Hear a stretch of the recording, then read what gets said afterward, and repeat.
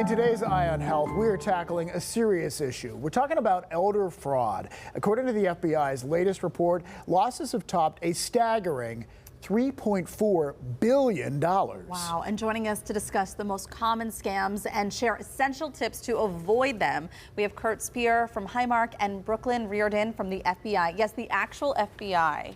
Which is kind of cool to have you sitting right here. Yes. And to share some insight on this, because it really is a big issue. When you hear that number, $3.4 billion, we know this is affecting so many of our loved ones. It is. It truly is. The Department of Justice has created an Elder Justice Initiative, which the FBI is very much a part of. In that initiative, we do a lot of outreach, and that's why we partnered with Highmark on this video to get a broader group of individuals. We go out to libraries or, to retirement facilities.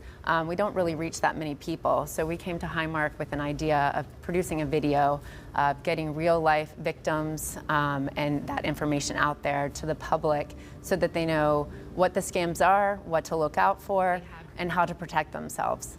So you guys have put together this video, but Kurt, talk to us about why Highmark wanted to be involved.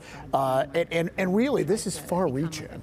Sure. So we always want to have a great impact on our communities and help those that are really vulnerable populations that we serve. And we see that senior citizens quite often are taken advantage of, whether it's healthcare fraud or elder fraud schemes like this.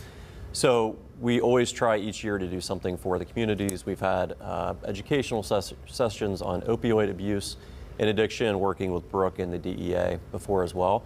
And we think this is a great way to educate people and help them be aware and protect themselves from these bad actors. Can we talk about some of the scams that are out there? And this can involve insurance or Medicare or Medicaid, as well as plenty of other scams as well. Right. The most common scams that we see on a regular basis, it's really targeting this population of 60 or above, tend to be tech support scams. Where you might get a pop-up on your computer indicating there's an issue.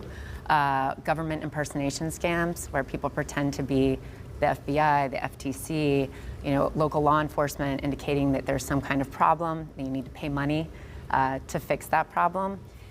We also see cryptocurrency investment schemes are on the rise right now, where individuals are encouraged to invest their money in a cryptocurrency platform that's really fake. And they're losing their money by the millions right now. Wow. And then, in addition, the confidence romance fraud schemes that we see, where people make you think that they're in a relationship with you. They may groom you for a period of time, weeks, even months, and then ask you for money for some purpose, either to start a business, to come visit you, or because they're in some kind of trouble.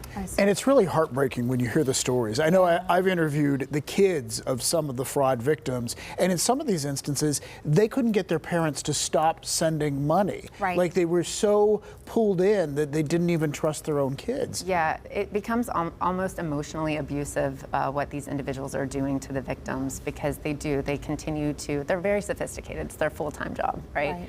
And they really pull you in with your emotions, whether it's preying on joy, love, fear, anything like that, they'll use against you. And Kurt, can you talk about what your department does and looking into some of these things as well? Sure. So we work with Brooke and federal law enforcement across the DOJ, using analytics and tips from individuals, whether it's providers, clinicians, Highmark insurance members, and others. If they see something unusual, they'll call us. We'll look into it, create an investigation. If we think it's something that is large enough and there's a true fraud component to it, then we start working with Brooke and the FBI to investigate and take it down.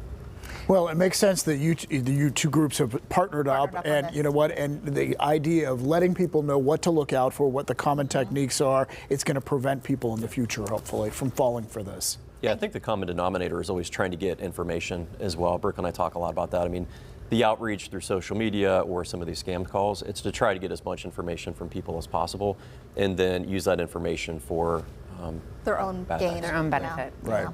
Thank you both for coming here and educating us a little bit about this. And it's so nice to know that there are people out there who are trying to stop this and help. Right. Thank you. So we're on the case. Thank you. We appreciate it. Thank you. Well, if you or someone you know is the victim of a fraud or scam, file a complaint with the FBI's Internet Crime Complaint Center, or you can call the National Elder Fraud Hotline. And we want to thank Highmark Blue Cross Blue Shield together with Allegheny Health Network for sponsoring this Eye on Health conversation today.